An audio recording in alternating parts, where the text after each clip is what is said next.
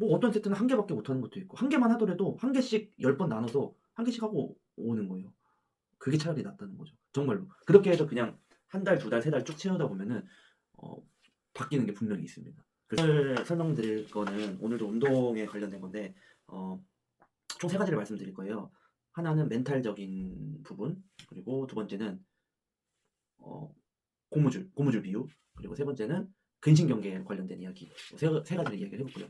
첫 번째 멘탈적인 부분은 어떤 걸 말씀드리고 싶냐면은 어 일단은 꾸준히 하는 게 제일 중요해요. 여기서 뭐 당연한 말인데 꾸준히 하는 게 중요하다는 말이 이걸 좀 다르게 또 바꿔서 얘기를 하면은 오히려 운동이 좀 이상하더라도, 그러니까 퀄리티보다는 차라리 빈도를 선택하는 게 나아요. 뭔 말이냐면 가서 이상한 짓 헬스장 가서 이상한 짓 3 세트라도 하고 오는 게 나아요. 5 분만 운동하더라도. 그러니까 그것도 좀 이상하게 들릴 수 있는데 아무튼 어 너무 좀 뭔가 엄청 크게 뭘 하려고 하면은 3 일 하다 말거든요. 보통 그렇잖아요. 그래서 어 뭐 턱걸이도 제가 그전 영상에서 10개 10세트 목표로 해서 하라고 했는데 가서 진짜 10개 10세트 못 하거든요. 어떻게 해요? 저도 처음에 뭐 3개 10세트 뭐 이런 식으로 처음에 하는 거거든요. 그래서 뭐 어떤 세트는 한 개밖에 못 하는 것도 있고 한 개만 하더라도 한 개씩 10번 나눠서 한 개씩 하고 오는 거예요. 그게 차라리 낫다는 거죠. 정말로. 그렇게 해서 그냥 한 달, 두 달, 세 달 쭉 채우다 보면은 어 바뀌는 게 분명히 있습니다. 그래서 그 믿음을 꼭 가지시고 일단 그 기준이, 그러니까 그 기준에 대한 믿음이 좀 있을 필요가 있을 것 같아요. 그 믿음이 확실히 있으면은 한 개씩 열 세트라도 해서 쭉 가져갈 수 있게 되거든요. 그래서 그런 측면에서 멘탈적인 걸 말씀을 드렸고, 두 번째 고무줄 이론을 세 번째로 뺄게요. 어 아까 세 번째에 말씀드렸던 거 근신경계에 관련된 이야기인데 이것도 연장선인데, 이게 그러니까 턱걸이를 할 때 막 턱걸이도 그렇고 다른 운동도 그렇고 되게 유튜브들 보면은 뭐 보디빌더들이나 뭐 유명하신 유튜버분들이 설명할 때 보면은 되게 막 좋은 설명들 많이 해 주시잖아요. 좋은 거 많이 가르쳐 주시고. 근데 그거를 나는 완벽하게 너무 완벽하게 하려고 하다 보면은 또 그것 때문에 나는 완벽하지 못해서 지쳐서 떨어나가는 경우도 종종 있거든요. 이게 사실 좀 실전적인 거잖아요, 이 운동이라는 게. 그래서 어쩔 수가 없어요. 그 틀린 자세로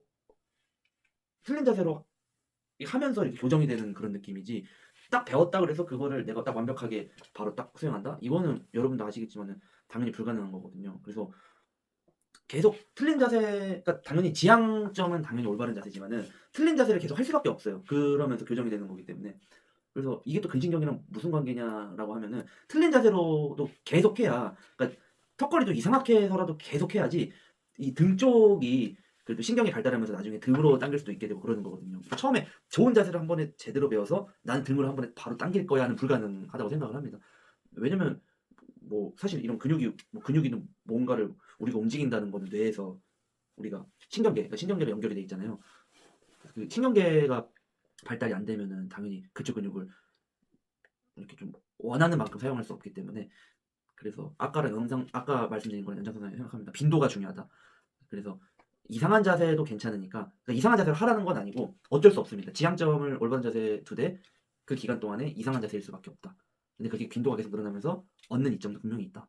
이거를 말씀드리고 싶은 거고, 그리고 세 번째 고무줄 이론은 뭐냐면은 이게 이제 마지막에 자세랑 관련된 건데 제가 고무줄을 좀 준비를 해봤어요.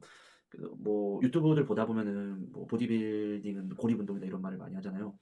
그래서 이게 비유가 될지 모르겠는데 보통 한쪽이 고정돼 있고, 그러니까 근육이 찢어진 다음에 그게 회복이 되면서 근비대가 일어나는 거잖아요. 그래서 근육을 어쨌든 우리는 찢는 게 제일 중요한 거거든요, 운동을 할 때.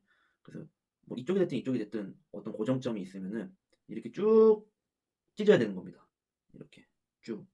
이 당연한 소리를 왜 하냐면은 이게 고립이 안 된다는 말은 뭐냐면 이 지금 고정점이 이렇게 같이 움직이는 거예요. 그래서 이게 딸려 나가는데 이게 가만히 있을 때 이게 제일 효과가 좋잖아요, 늘어나는 정도가. 이게 같이 이렇게 따라가 버리는 거예요. 그러면은 이게 찢어지는 정도가 크지가 않은 거죠.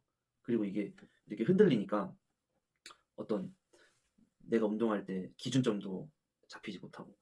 그래서 요거는 좀 솔직히 말하면은 나중 이야기이긴 한데 모르겠어요. 그래도 저는 이게 도움이 되게 많이 된다 생각하거든요. 저는 운동할 때 그래도 그 우리가 알아야 되는 최종적인 올바른 자세, 지향점, 그거를 많이 생각은 하면서 하긴 했어요. 물론 몸이 안 따라 지금도 뭐 잘 안 따라주긴 하는데 그래도 그거를 최대한 이해해 보려고 노력을 하면서 운동했을 때 좀 더 성장이 빠르지 않을까 싶습니다.